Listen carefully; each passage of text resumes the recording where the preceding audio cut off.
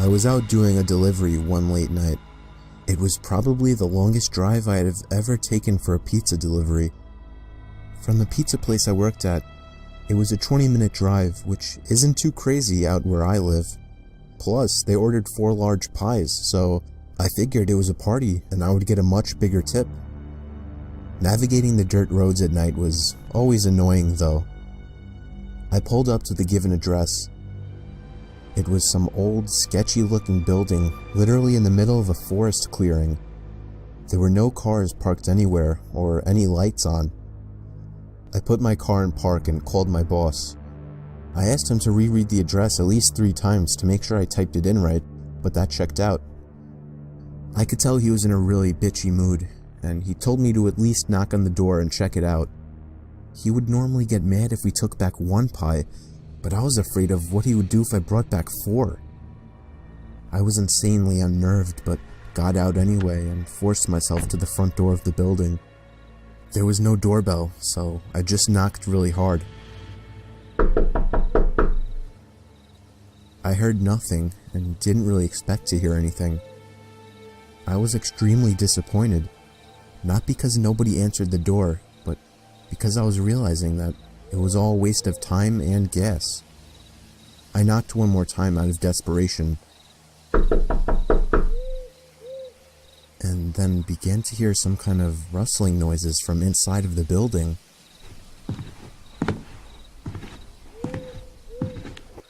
I knocked again and yelled that I was the pizza guy. There was silence now. I felt a bit more uncomfortable now than before. But before I could turn around, I noticed something at the window. There was someone looking through the window. I couldn't tell if it was a man or a woman. All I noticed were their eyes. Their eyes were open wider than I knew possible, staring intently at me. I was disturbed enough by this and dropped the pizzas and ran back to my car. The shitty thing wouldn't start until turning the key for the 3rd time. I drove off the grass and back onto the dirt road, but I felt the car rocking about, shaking and bumping. Something wasn't right. I didn't make it far from the building before I started hearing a sharp scraping sound coming from outside. There was so much resistance that I couldn't even drive. The car came to a stop. I got out of the car to check what the hell was wrong. A chill ran up my spine as I began to feel like my heart was constantly skipping beats. My tires had been slashed and had completely fallen off the rim. Not just the front though. All 4 tires were slashed. I realized somebody did this when I was knocking on the door to that building. Instead of running, I got back in the car and locked the doors. I was so close to that building, I could practically see it from where I was, if it weren't for the trees blocking the view. I dialed 911 and explained everything to the operator. She told me the cops would be over as soon as possible and that I need to stay hidden. I asked her if it was advisable to stay in the car or run, and she told me it would be best to stay in the car with the door locked. She asked me to stay on the line with her until the cops arrived. My whole body was shaking. In all directions, there was nothing but dark, seemingly endless forest. I knew it would take forever for the cops to get there. I was not comfortable with sitting in that car so close to whoever did this. The next part, though, is what utterly destroyed me. It still shakes me to this day, and I hope nobody ever has to experience this kind of fear. As I was scanning all the windows, making sure nobody was outside, I looked in the rearview mirror, and there was the same person I saw at that window. Eyes open wider than ever. I could see now that it was a woman, and I could ever so slightly see a smile begin to spread across her face. I opened my door and full-on sprinted into the woods, not caring how much noise I made. I ran until I was out of breath, which didn't take long, and I hid behind a giant log on the ground. I tried to cover my loud breathing with my hand, as I waited and waited for what felt like hours, until I finally heard sirens in the distance. I gathered up all the stamina I had left to run all the way back in the direction of the dirt road. Eventually, the glowing red and blue lights came into view, and I had never felt better in my life. They were parked in front of my car, investigating with flashlights. I came out yelling at them like a lunatic to help me. I fell to the floor and started to gag, almost throwing up from running so much. They picked me up and began to question me, to which I explained everything to the best of my ability. One of the two cars drove over to the building, and the two officers began to search the building. They came back with nothing except for a couple of spiky objects. These objects were exactly the same as the ones used to slash my tires. The cops guessed that it was some kind of sick, demented couple, being that I saw the woman, but unfortunately they were never found, and that still kills me to this day. I obviously quit my job right after that and started working at a local grocery store. I know that I'll never forget seeing that woman at the back of my car.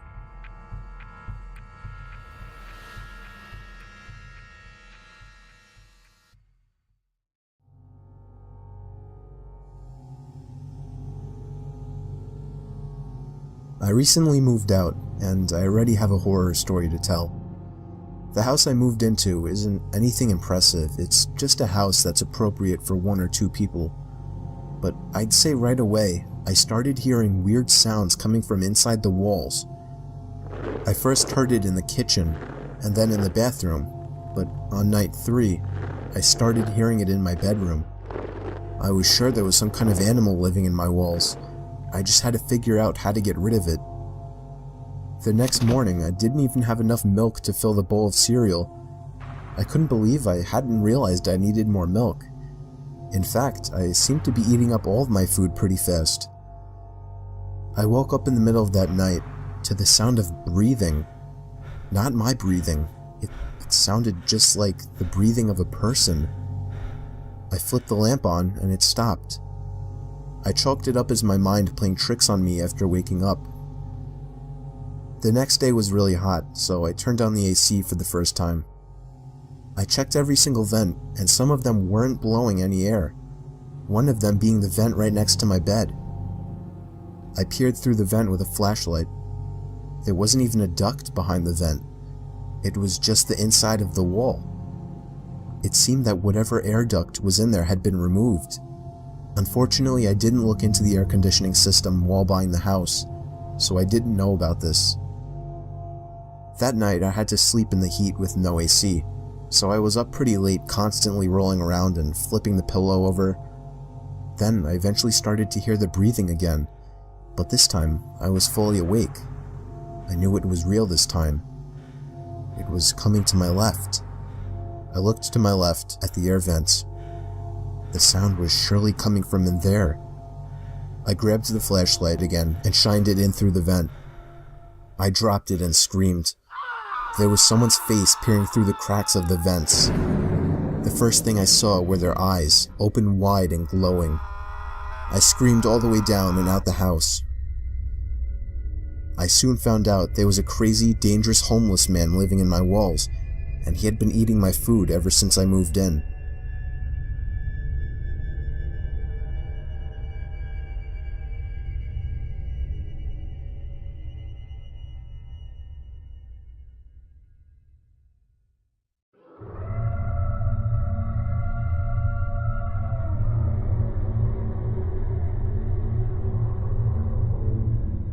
I was doing some night hog hunting in the woods near my backyard. I was hiding in the tower I had built about a decade ago. In case anyone's wondering, I of course had a night vision scope attachment. I guess I'm what you would consider a hardcore hunter. I don't want to bore you with the unnecessary story prolonging details, so I'll make this short. And I want everyone to know that though I agree this story sounds far-fetched and crazy, it is nothing but the truth. And I in a way actually consider myself lucky that I'll always have such a horrifying story to share. So, while I was sitting in the tower waiting for movement, it finally came. I took aim and found the source. But it wasn't at all a hog, or any kind of animal I was expecting. It was a person, a man wearing all black. Black sweatpants, black shoes, and a black hoodie with the hood over his head. But that wasn't the freakiest part. He was dragging a sack behind him. My heart started racing. I was pretty sure I was witnessing this guy trying to bury a body. I continued to watch him, but then he slowed down, and I swear to God, it looked as if he turned his head up to me. I ducked down under the wooden walls of the tower, shaking in my boots. Yes, I had a gun, but just the idea of using it against a person is horrifying. I lay low, praying to God that he hadn't seen me. It wouldn't make sense if he could, though. It's practically pitch black out here. Or at least, that was my logic. Seconds felt like an eternity as I waited for the footsteps in the leaves to move elsewhere, but I didn't hear any footsteps. All I heard was the sound of a foot hitting one of the wooden planks on the ladder of the tower. I felt the entire tower vibrate and shake as there were 2 more steps moving up the ladder. At this point, I was asking myself deep down, am I going to be able to shoot someone? But for some reason, whoever was down there decided not to climb all the way up, as I heard them jump back down to the forest ground and began dragging the sack away. I think I stayed frozen like a statue for at least 10 minutes before even peeking over the ledge again. The coast seemed clear. I had to get home and warn the police immediately. I hopped over the ledge and descended down the ladder. I turned on my pocket flashlight, which in hindsight was a stupid move considering the situation, and ran back in the direction of my house. I was only able to run for about 10 seconds or so when I heard the rapid, manic footsteps crunching the leaves from behind me. I took a look over my shoulder, and there he was, inches away from my face. I spun around and shot him in the shoulder. He stopped and screamed in agony, and I took that moment to finish my dash to my house. Again, in hindsight, I should have held him hostage somehow, but that doesn't even matter now. I called the police, who showed up within 15 minutes with a whole search squad, and I led them all into the woods to the exact location where I shot him. There was a faint yet noticeable blood trail spilled onto the leaves, which led past the body bag, which the cops seized, and eventually right to the maniac, who was hiding under a log next to a tree. He was arrested and tried for the murder of Jin-Quen Sakanaki, a Japanese corner store owner. I don't know the full story behind it, but I do know I won't forget this one for the rest of my life, and I'll also be telling it for the rest of my life.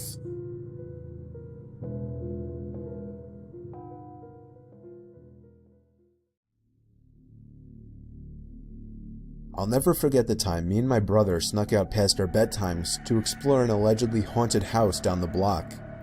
Yes, I said bedtime, as I was only 10 and my brother Luke was only 12.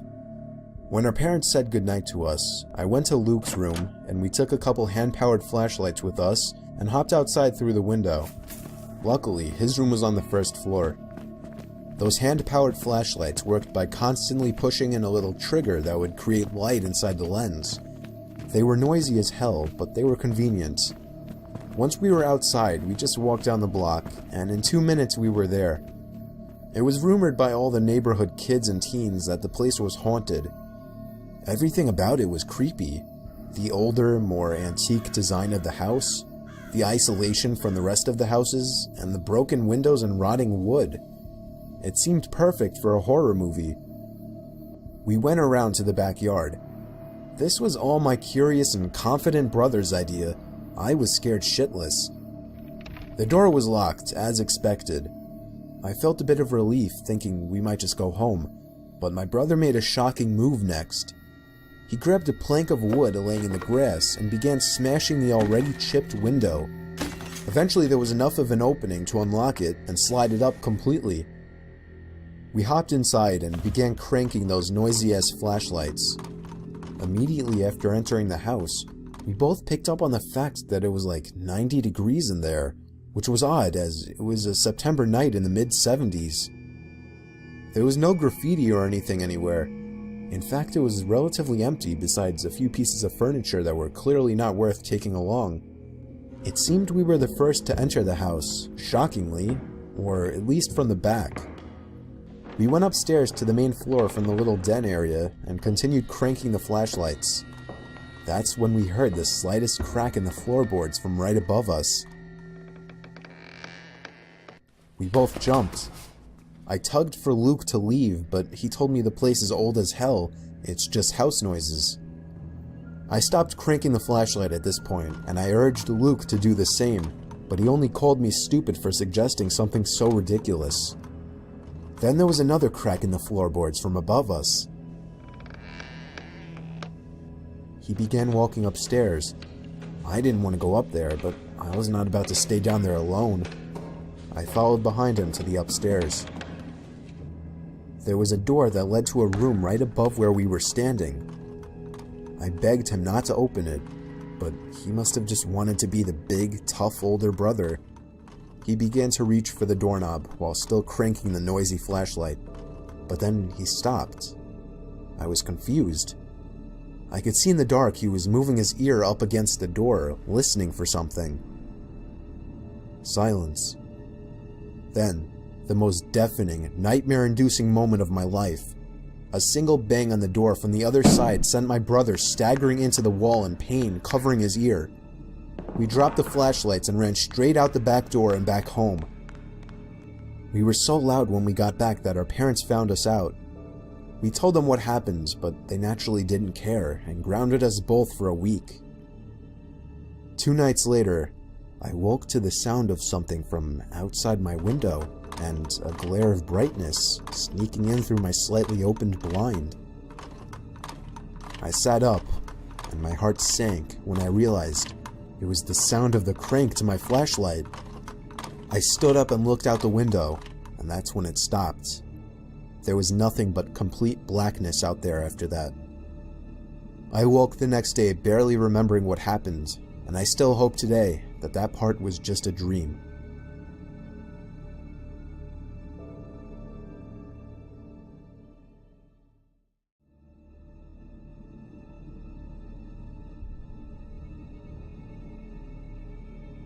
This story took place a long time ago, back in 2002, when Craigslist was in its early years. Many wouldn't know, but back in those days, Craigslist was a lot different. It was a lot more so an online garage sale, or just a place where people would list old things that still had some value that they were willing to give away. I got a basketball hoop, a hockey net, and a spoiler for my car, all free in perfect condition in that same year. You'd be lucky if you found something like that these days.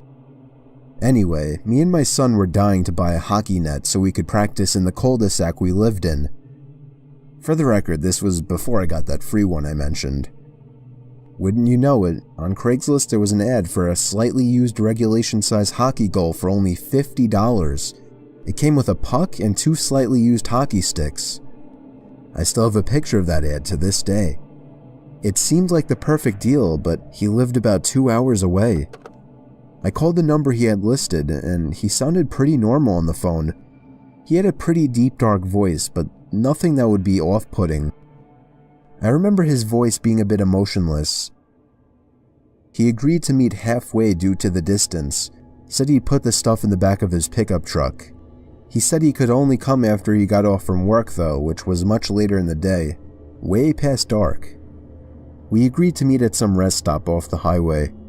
Me and my son, who was 11 at the time, took my wife's minivan, the only car that would be able to fit that huge thing. Within an hour, we were at the truck stop, which was empty at this hour, but was decently lit by 3 big light posts. I parked right under one of the lights and waited. A pickup truck pulled in off the highway right on time. He stopped right in front of me. I went over to his window, but then noticed there was nothing in the back of his truck. "You Steve?" he asked me. "Yep, that's me," I said. "Alright, my buddy's bringing in the stuff with his truck." The guy pulled up behind my car and put it in park. I suddenly had a bad feeling. I told my son to get back in the car and lock every door except mine. 2 more pairs of headlights came off the highway into the lots, surely enough pulling up next to me. And, not surprisingly at this point, there was no hockey equipment in either one of them. My heart was racing. I was worried. Not for me, but for my young son who I for some reason brought with me on this trip. A group of large men mixed with heavy-set and muscular physiques stepped out of the 2 pickup trucks behind the first one. They eyed me from head to toe, giving that typical intimidation stare down.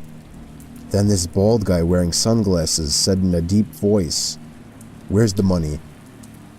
I instantly pulled out my wallet and handed it to him, begging him to just let me and my son go. He pulled out like $100 and was pissed, expecting more. He then sent 2 of his goons or whatever to get my son. At this point I screamed and begged for him not to take him. One of the men broke the glass to the minivan back door, and I vividly remember the disturbing, heartbreaking screams of my young son. What happened next was what I can only explain to be a miracle from God answering my prayers. A car was entering the lot from off the highway. All the men stopped and turned to look at it. As it got closer, my heart literally dropped in excitement as I saw it was a police car. The lights suddenly began to flash as he got close enough to see what was going on. All of the men were back in their trucks within seconds, speeding off down the highway. Well, at least 2 of them. The truck in the back was caught immediately by the police car, and backup arrived shortly. I explained everything to them, and they got the men that were caught to rat out on the others surprisingly quickly. I guess luckily the guys in the back truck weren't very loyal to whoever their leader was, if they even had any type of leader. Believe it or not, I had a police escort all the way home to make me and my son feel safer. I don't want to get into all the legal stuff, but I'll just say that all of those men except for one was caught, and I'm pretty sure that was the driver of the first pickup truck. Needless to say, my Craigslist days weren't over at that point, but I have always been much more protective of my son, and much more cautious of Craigslist meetings since then.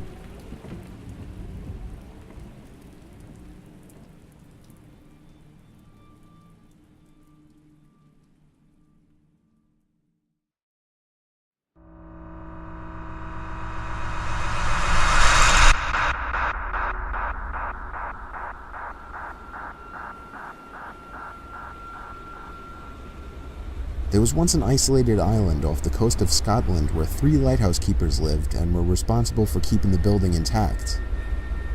One day, when their monthly supply ship dropped in, the island was silent. No response from the lighthouse keepers. Eventually, the captain and some crew members went to investigate and found a disturbingly empty lighthouse. 2 of the 3 waterproof coats were missing from their hangars, and the kitchen was left in a state as if people had left in a hurry.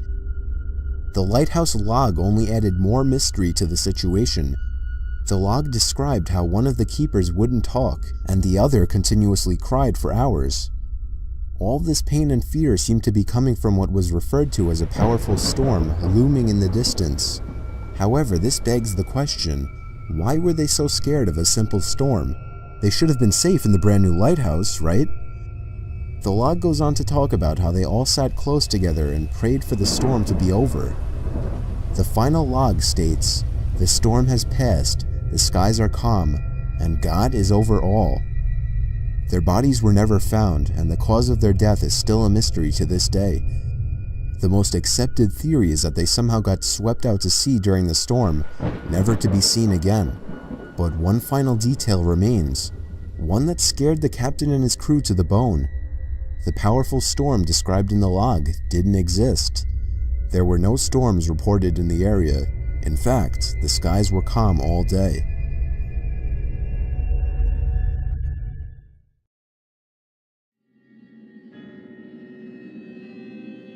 It was 2 years ago. I was called in to do the night shift, 10 p.m. to 4 a.m. at 7-Eleven, since somebody called out. The store was located on a busy road in a rather quiet and rural area. During the night shift, you could expect anywhere from 10 to 20 people come in to buy a beer or something else. This one particular night, there was this one guy, mid-20s, that came in. He started making weird noises, like loud yelling noises. I assumed he had some kind of mental disability. In fact, my brother has a mental disability, so I immediately felt sympathy for the guy. He walked up to the counter without any items, with his head facing me, but his eyes were looking up at the ceiling. I felt uncomfortable. I honestly didn't know how to deal with it. I tried speaking with him, but he only responded in loud noises. I kept checking if he was with someone outside, but he was alone. There weren't any cars in the parking lot, so I assumed he walked. He stood there for so long, looking up at the ceiling and making noises, that I tried to get him out by handing him a bag of chips and telling him he can go. I tried finding some kind of number to call for someone to help him. Then, out of nowhere, he finally turned around and walked out of the store. I felt so horrible for the man, but at the same time, I felt a bit creeped out. About an hour later, the phone on the counter rang. I picked up to hear the familiar yelling sounds of the man from earlier. It caught me off guard. I didn't know what to think, other than this has to be some kind of prank. I hung up on them and was now becoming paranoid of my surroundings, constantly checking the outside through the windows. Come 4 o'clock, the person working after me came in, finally allowing for me to go home. It wasn't my problem anymore. I got home and threw all my stuff on the table, ready to get to sleep. But my phone rang within a minute after entering the door. I felt a chill run down my spine. Why would someone be calling at 4 a.m.? I could only imagine it was bad news. I braced myself and picked up the phone to hear the man again. I felt sick to my stomach as I listened to the loud noises he made. I struggled to slam the phone to the receiver. All night I felt like I was being watched, even with all the blinds shut. And I could swear I heard strange noises coming from all over my house. I refused to get any sleep until the sun came up. Weeks passed and I had forgotten about the incident, until one day, when going into the basement for the first time in a while, I found that papers had been scattered all over the floor, and when I went into the basement closet, I found writing on the walls. 7-Eleven had been written in Sharpie on the wall, along with the address to the 7-Eleven I worked at and my house address. The most disturbing part, I also found various kitchen knives along with a large pocket knife sitting in the closet. What started out as seemingly just an innocent person turning into something of a prank ultimately turned into something much more horrifying.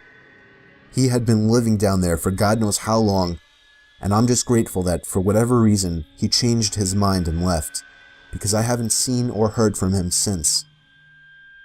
All I can say is that man is dangerously ill.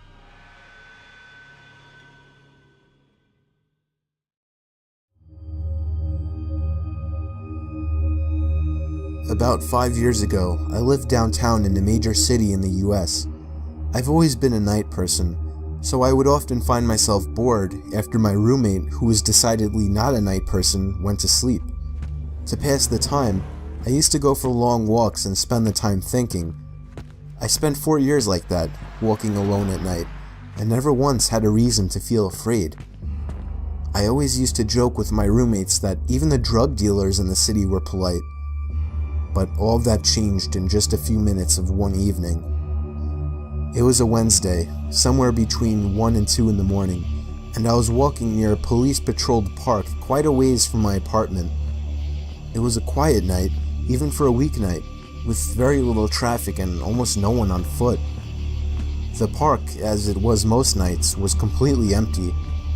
I went down a short side street in order to loop back down my apartment when I first noticed him.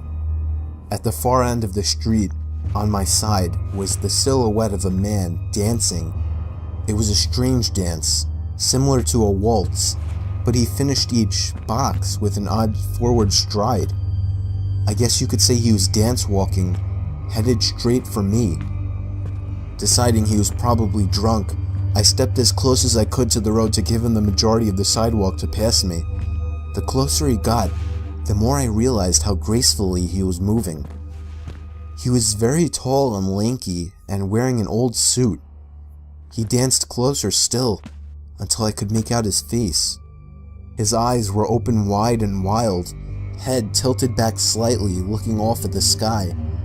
His mouth was formed in a painfully wide cartoon of a smile. Between the eyes and the smile, I decided to cross the street before he danced any closer. I took my eyes off of him to cross the empty street, As I reached the other side, I glanced back, and then stopped dead in my tracks. He had stopped dancing and was standing with one foot in the street, perfectly parallel to me. He was facing me, but still looking skyward, smile still wide on his lips. I was completely and utterly unnerved by this. I started walking again, but kept my eyes on the man. He didn't move. Once I had put about half a block between us, I turned away from him for a moment to watch the sidewalk in front of me. The street and sidewalk ahead of me were completely empty. Still unnerved, I looked back to where he had been standing to find him gone. For the briefest of moments I felt relieved, until I noticed him. He had crossed the street and was now slightly crouched down. I couldn't tell for sure due to the distance and the shadows, but I was certain he was facing me. I had looked away from him for no more than 10 seconds, so it was clear that he had moved fast. I was so shocked and I stood there for some time, staring at him, and then he started moving toward me again. He took giant, exaggerated tiptoed steps, as if he were a cartoon character sneaking up on someone, except he was moving very, very quickly. I'd like to say at this point that I ran away or pulled out my pepper spray or cell phone or anything at all, but I didn't. I just stood there, completely frozen, as the smiling man crept toward me. And then he stopped again, about a car length away from me, still smiling his smile, still looking to the sky. When I finally found my voice, I blurted out the first thing that came to mind. What I meant to ask was, "What the fuck do you want?" in an angry, commanding tone. What came out was a whimper. What the fuck? Regardless of whether or not humans can smell fear, they can certainly hear it. I heard it in my own voice, and that only made me more afraid. But he didn't react to it at all. He just stood there, smiling. And then, after what felt like forever, he turned around, very slowly, and started dance-walking away. Just like that. Not wanting to turn my back to him again, I just watched him go, until he was far enough away to almost be out of sight. And then I realized something. He wasn't moving away anymore, nor was he dancing. I watched in horror as the distant shape of him got bigger and bigger. He was coming back my way. He was coming back my way, and this time he was running. I ran too.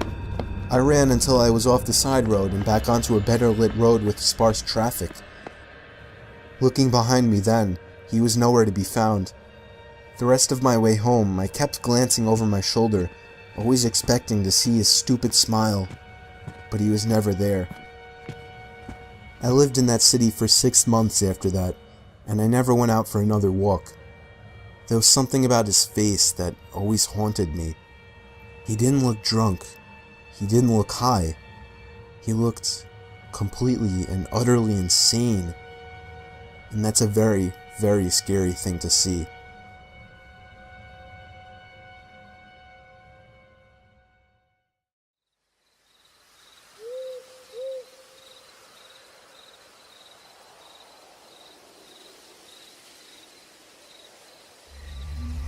So me and a couple of my buddies went camping last summer alongside the Willamette River.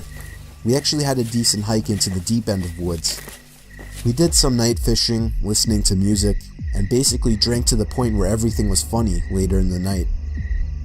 I would guess we finally called it a night somewhere past 2 a.m. I shared a tent with one of my buds while the other two shared another tent. We heard them laughing about something. At first we laughed at the sound of their laughing, but it soon got annoying and we yelled for them to shut up. One of them responded, "It isn't us." I sat up, startled at the response. I came to realize that it was the sound of only one person laughing, and it didn't sound like either one of my friends. Even in my drunk state, I realized how odd it was for somebody to be out this far in the woods so late at night. The laughing gradually got closer and louder to our campout. My friend shot up and looked at me with a worried look on his face. I heard my other friends scream over to us that they were getting freaked out. As the laughing got even closer, I could make it out very clearly to be the laugh of a male, probably in his 30s or 40s. He sounded like he was as drunk as us, messing around with friends, but we only heard his laugh, nobody else. There was something indescribably creepy about his laugh too, as if it was missing something to it. You had to be there to understand what I mean. The laughing was now just at the edge of our campsite, but we couldn't hear any footsteps at all. Now that may not seem like a big deal. It was impossible to move through that without making noise. And finally, all of a sudden, the laughing stopped completely. We had no idea where whoever that was standing, as he hadn't made a single stepping sound. We sat there in silence looking at each other. My friend was clearly freaking out, but he was keeping it together the best he could. Finally, something broke the silence. The sound of something rubbing against the cottony fabric of the tent. We saw the outline of a hand through the moonlight, pressing on the tent. We both screamed at the top of our lungs before getting out of the tent. We ran as fast as we could through the woods, our other friends following us. After about 5 minutes of running, we somehow found our car. I actually puked from running so much before taking the wheel. I don't condone drinking and driving, but I still believe we were just in this situation. By far the most horrific experience of my life. No idea who or what the hell that was, or what they wanted.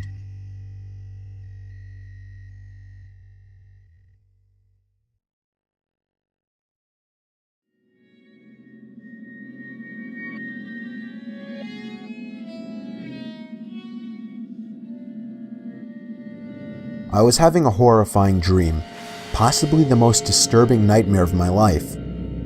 I was in my house, or the closest thing to my house that my dream could produce. Ironically enough, I was in bed in this dream, or at least I can only start remembering past the point of my lying in bed, and all of a sudden, the sound came from downstairs.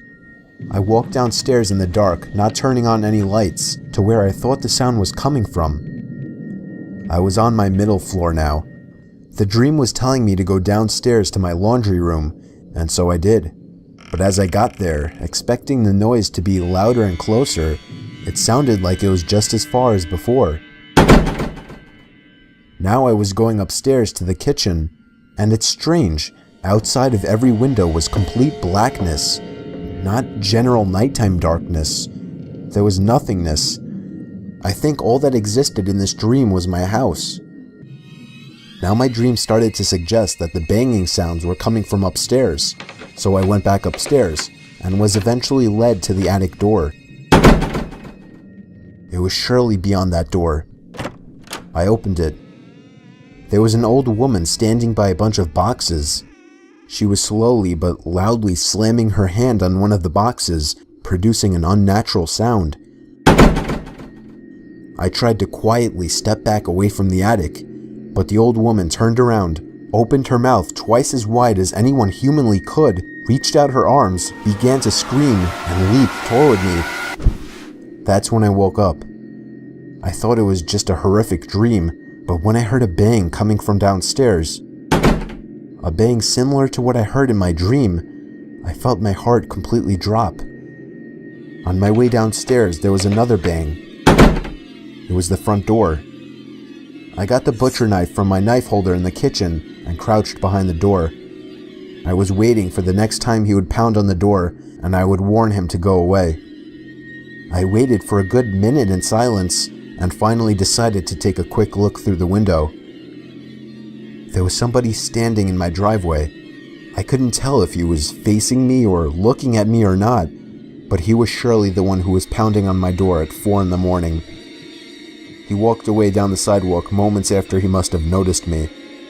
The pounding on my door was the kind of pounding you would expect from someone trying to break in a door, not to get a house owner's attention. I thought it was just crazy and horrifying that the pounding and banging from this potential robber or killer didn't wake me up, rather became the key point to a horrifying dream.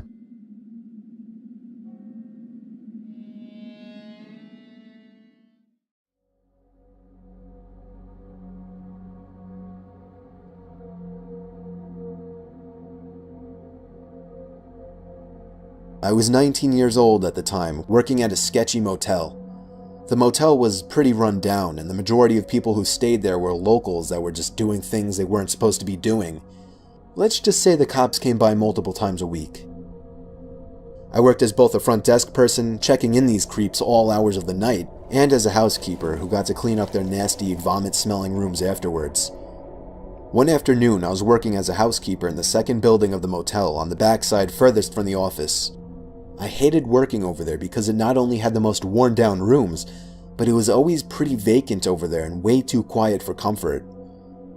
I began cleaning one of my last rooms and wanted to get done in a hurry because it was getting late. I was washing the mirror in the room that I was cleaning when all of a sudden, I saw a man in the reflection staring at me. He was mid-50s, dirty, with long, greasy hair. Startled, I screamed, "Oh my God." I told him he scared me. The room I was currently cleaning was vacant, so there was no reason why this man should have been in there watching me clean. However, we just had a meeting on customer satisfaction, and my boss was really pressuring us to be more polite and help the guests any way we could. Sir?" I asked him cautiously. Can I get you anything? Towels?" The man just stared back at me with a crooked grin and held out his hands to me. I thought maybe he was handing me a tip for cleaning his room earlier, but when I looked down, I saw he was holding a $100 bill. Alarms started going off in my head. No one tips $100 on a $40 a night room. The man just smiled and said his name was Terry. He said he was staying in the room next door with his wife Sherry and sort of joked about their names rhyming. He smelled like car oil and alcohol. When I asked him why he was trying to hand me $100, he laughed deep in his throat and said, "Me and my wife were watching you, and we just wanted to have fun with you." I felt like my heart jumped into my throat. No, I can't do that, sir, I'm sorry." I wanted to run out of the room screaming, but he was blocking the door, my only exit. The man smiled again, taking on a softer tone of voice, and invited me to come into his room to meet his wife, just to talk as friends. I nervously told him no again, and that I had a lot of work to do for the day. I prayed to God he would just go away, and eventually he did. He grunted and walked off in what I assumed to be the direction of his room. My mind began racing. There is no wife, I thought. This man could try and kidnap me. I was 110 pounds at the time and not very strong. He could easily overpower me. I locked the room from the inside and went directly to the phone to call my manager at the front desk, but the phone wasn't working. Adrenaline began pumping through my veins, and despite what I was always told not to do, I was panicking. Did he cut the line? No, I thought. This is a crappy motel. It happens all the time. But I just have to get out. I remembered that I had my cell phone out on my housekeeping card, but that was outside the locked door. I'd have to open the door to get it. I cautiously opened the door to the room that I was cleaning and peered out. I didn't see anyone, so I frantically began searching my cart for my cell phone. I was wasting too much time looking for it, so I just decided to run as fast as I could and make a break for the front desk in the office. Then from behind me, I heard the man again, but this time he was screaming to someone else, "She's running, she's getting away." I could hear his shoes slamming against the pavement after me. I quickly turned the corner, grabbed my keycard, and let myself into a stockroom and locked the door. Within moments, I heard the sound of the dirty guy and someone else running outside, searching for me. I stayed in that stockroom for 30 minutes shaking until I could no longer hear him searching for me. I finally got the courage to run the rest of the way to the front desk. When I made it there, I collapsed into my boss's arms and he called the police. The man and whoever else was in the room with him peeled out before the cops could arrive, and I was beyond shaken up. According to the police who ran a search, this wasn't the first time he had done something like this, and he was actually wanted for sexual assault, gross sexual imposition, and in the past was once charged with rape. A few weeks later, on what happened to be my birthday, this guy was caught. A few weeks after that, I quit. I will never again work at another motel.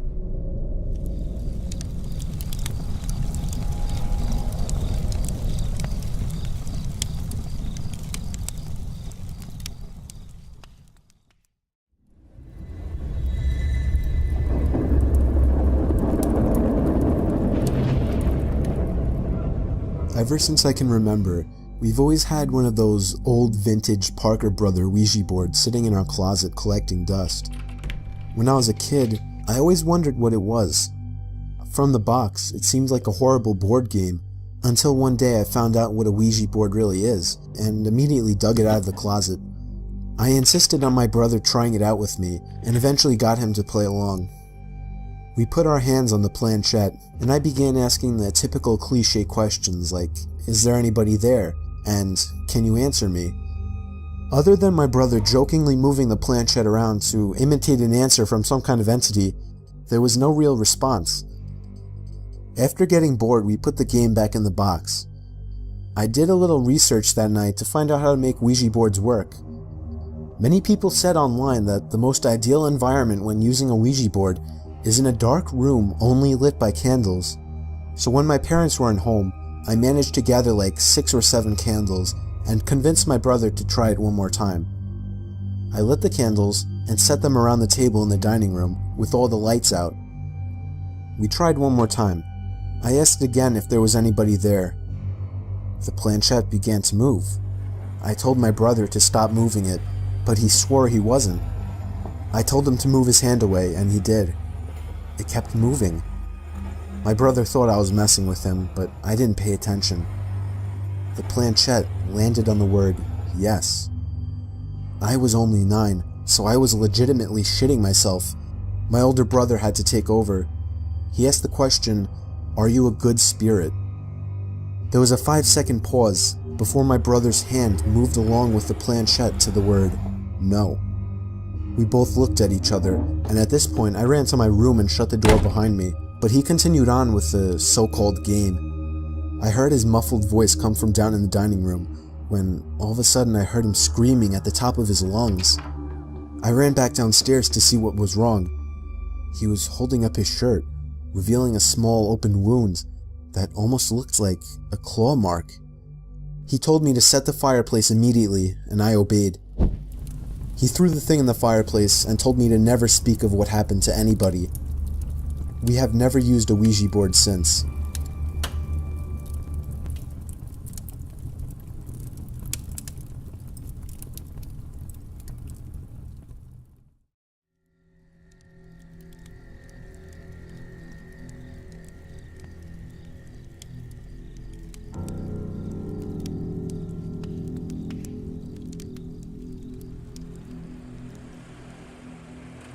When I was a kid, my parents would sometimes bring me down to my aunt and uncle's place to stay for the weekend. Mainly, I'd spend time playing with my 2 cousins who were around the same age as me. They lived on a small farm with plenty of open space, and we could run around doing pretty much whatever we wanted. If we thought we could get away with it, the 3 of us would sometimes cross over to the neighboring farm about half a mile away. It had been abandoned for decades, with a scattering of derelict buildings and other structures still standing on the property, just begging to be explored. This was of course a gold mine for 3 adventurous young boys such as ourselves, especially after my cousins told me stories about the deaths that took place in the house. It was pretty classic fare. Man goes crazy, axe murders his entire family, hangs himself, returns every night as an angry spirit looking for new victims. Good, grisly stuff. Even at that age, I knew they were probably making it up, or at least embellishing old rumors. But seeing as how the setting lent itself so well to such tales, I allowed myself to buy into it. One afternoon, we decided to play hide and seek. When it was my turn to hide, I ran off for a flimsy brown barn that had living quarters on top, and climbed the stairs looking for a good spot. There was still furniture inside, and personal belongings lay scattered across the floor. I maneuvered over broken dishes, tattered clothes, and crumbling books, eventually coming to a small room with a closet. Jackpot. There were even long black dresses still hanging on the rod that I could hide behind. I stepped inside and managed to force shut the folding door.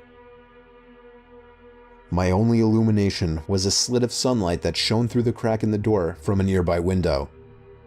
I crouched down with knees tucked into chest and waited. Some time passed and there was still no sign of my seekers. I waited some more, debating if and when I should give myself up. After nearly an hour, this was starting to get boring. My head drooped. I woke with a jerk. It was pitch black. Drowsy and confused, I forgot for a minute where I was or what I had been doing. As it came back to me, The realization that it was now nighttime and that I had been abandoned here filled me with sinking dread in the pit of my stomach. I tried to get up, but a sudden cramp in my calf kept me grounded. I squirmed about, waiting for it to pass, when I heard a door slamming shut downstairs, and instantly froze. One of my cousins? There was a brief period of silence, then footsteps at the bottom of the stairs. But not just footsteps, a thud too. After every other step. These weren't the footfalls of a child. They were slow, heavy, deliberate. I held my breath, praying they would go away. They did not. The noises continued to ascend.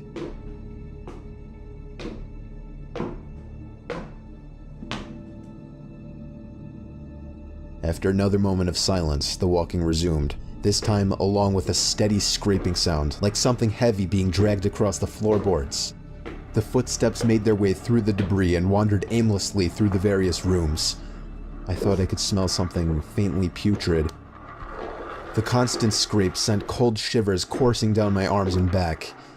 My worst fears were realized when the steps reached the bedroom doorway. They got closer and closer and finally stopped directly in front of the closet door. I couldn't see a thing. After an agonizing pause, they continued on over to the other side of the room and out the doorway again. They faded away down the hallway. I waited for what seemed like an eternity. There were no more sounds now, and I was trying to build up enough courage to open the door and flee. 3 things happened simultaneously just then. I was bombarded with a smell I can only describe as fresh roadkill. I heard raspy breathing behind me in the dark closet, and I felt hot breath against the nape of my neck. That was enough for me to hurtle myself out from the confines of that nightmare space, relying on memory and scant moonlight to navigate through the darkened house. All the while, I heard footsteps chasing behind me, closing in with terrifying speed. It was a clumsy, torturous escape full of trips and bumps and blind stumbling. I never looked back. At least, not until I had burst out the front door and into the country night. And when I did turn around, I saw absolutely nothing. There were no more footsteps and nobody was chasing me. That didn't stop me from running though, all the way back to my aunt and uncle's house. There was a police car in the driveway when I got back. My parents were there too, worried sick. Everybody demanded to know where I had been. Apparently, when my cousins still hadn't found me by evening, they'd returned home to tell their parents. Eventually, the police were called in and informed me that they had already scoured every building on the farm. The insinuation that I was lying about my whereabouts didn't go unnoticed. None of it made any sense. It wasn't until years later that one of my cousins filled in a final piece of the story. He and his brothers had spent hours searching for me like they said. But the part they didn't tell anyone was that they thought they spotted me in the window of the bedroom I was hiding in. And when they got closer, they saw that it wasn't me.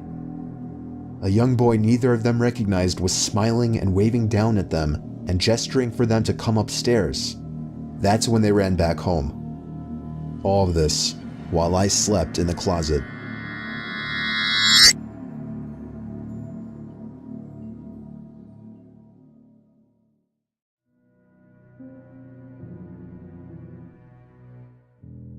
This story took place about 5 years ago on Christmas Eve night. It was around 1 in the morning, and I had just finished placing presents under the tree. I went upstairs to brush up and everything, then came back downstairs to the kitchen to get a glass of water before bed. My son Jake, who was 4 at the time, was standing by the stairs leading to the basement. I asked him what he was doing up so late. He pointed down the stairs and said, "Santa." I picked him up and carried him back to his room. I took a glass of water and went to bed. I woke up around an hour later to my son running down the hall outside my room. I sighed and got out of bed. As I was going down the stairs, I saw Jake by the tree looking at presents. Then he ran past me into the basement stairs again. He pointed down the stairs again. This time I looked down the stairwell, and my heart dropped as I saw a black figure sitting on the bottom step. I almost screamed, but I somehow held it in. I pulled my son quietly away from the basement door and closer to the front door of the house. I moved my hand away from my son's mouth to reach for the lock in the doorknob. I tried to pull the door open as quietly as possible, but it was pointless. The squeaky hinges let out the usual ear-piercing screeches, and I cringed in my mouth and eyes as I did.